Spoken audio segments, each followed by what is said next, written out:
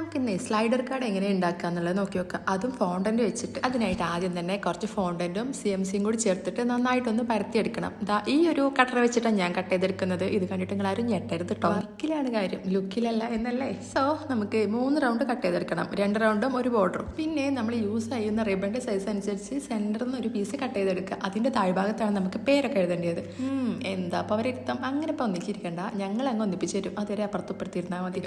പച്ചവെള്ളം വെച്ചിട്ടാണ് നമ്മൾ ഈ ഫോണ്ടന്റ് ഒക്കെ ഒട്ടിച്ചെടുക്കുന്നത്. നിങ്ങളെ കയ്യിൽ എഡിബിൾ ഗ്ലൂ ഉണ്ടെന്നുണ്ടെങ്കിൽ അത് യൂസ് ചെയ്യാം കേട്ടോ. ഈ പച്ചവെള്ളം ധാരാളമാണ്. പക്ഷേ നമ്മുടെ ഉണ്ണിക്കുട്ടൻ ഇത്തിരി തടി കൂടുതലായതുകൊണ്ട് നമുക്ക് അവനെ മാറ്റിയിട്ട് കുറച്ച് സ്ലിം ആയിട്ടിരിക്കുന്ന ഇവരെ വെച്ച് അഡ്ജസ്റ്റ് ചെയ്യാം കേട്ടോ. അല്ലാന്നുണ്ടെങ്കിൽ ഈ പേര് കാണൂല, ആ ഒരു സീൻ കൊണ്ടാണ്. അല്ലാന്നുണ്ടെങ്കിൽ പ്രശ്നമൊന്നുമില്ല കേട്ടോ. കുറച്ചുകൂടി വലിയ റൗണ്ട് കട്ട് ചെയ്തെടുക്കുകയാണെന്നുണ്ടെങ്കിൽ സിമ്പിളായിട്ട് നമുക്ക് ചെയ്യാൻ പറ്റും. ഫൈനലി നമ്മുടെ സ്ലൈഡർ കാർഡ് സെറ്റ് ആയിട്ടുണ്ട്. ഇനിയിപ്പം ഈ സ്ലൈഡർ കാർഡ് മാത്രം വെച്ചാൽ നമ്മുടെ കേക്കിൻ്റെ ഒരു ലുക്ക് കിട്ടുമോ ഇല്ലല്ലോ. അപ്പം ഞാൻ കുറച്ച് ലബൊക്കെ കട്ട് ചെയ്തെടുക്കുന്നുണ്ട്. പിന്നെ കുറച്ച് 3D ലബൊക്കെ ഉണ്ടാക്കണം എന്നുണ്ടെങ്കിൽ ഇതുപോലെയാണ് കേട്ടോ. ഈ ഒരു ഹാർട്ടാണെന്നുണ്ടെങ്കിൽ നല്ല അടിപൊളിയല്ലേ. 3D ആയിട്ട് നമുക്ക് ചെയ്യാൻ പറ്റും. വലിയ സൈസും ചെറിയ സൈസും ഒക്കെ ചെയ്യാൻ പറ്റും ഈ ഒരു മെത്തേഡിൽ. ഈ ഒരു സംഭവം ഉണ്ടല്ലോ എനിക്ക് ഭയങ്കര ഇഷ്ടമാട്ടോ. നമ്മൾ ചെയ്ത വാക്കൊക്കെ ആ ഒരു കേൾക്കുമ്പോൾ എങ്ങനെ അറേഞ്ച് ചെയ്ത് വെക്കുമ്പോൾ കിട്ടുന്ന ആ ഒരു മനസ്സൊക്കെ ഉണ്ടല്ലോ. എന്നിട്ടും വലിയൊരു ലുക്ക് അങ്ങില്ലാത്തതുകൊണ്ട് നമ്മളൊരു ഫ്ലവറും കൂടി വെച്ച് അങ്ങ് സെറ്റാക്കിയിട്ടുണ്ട്.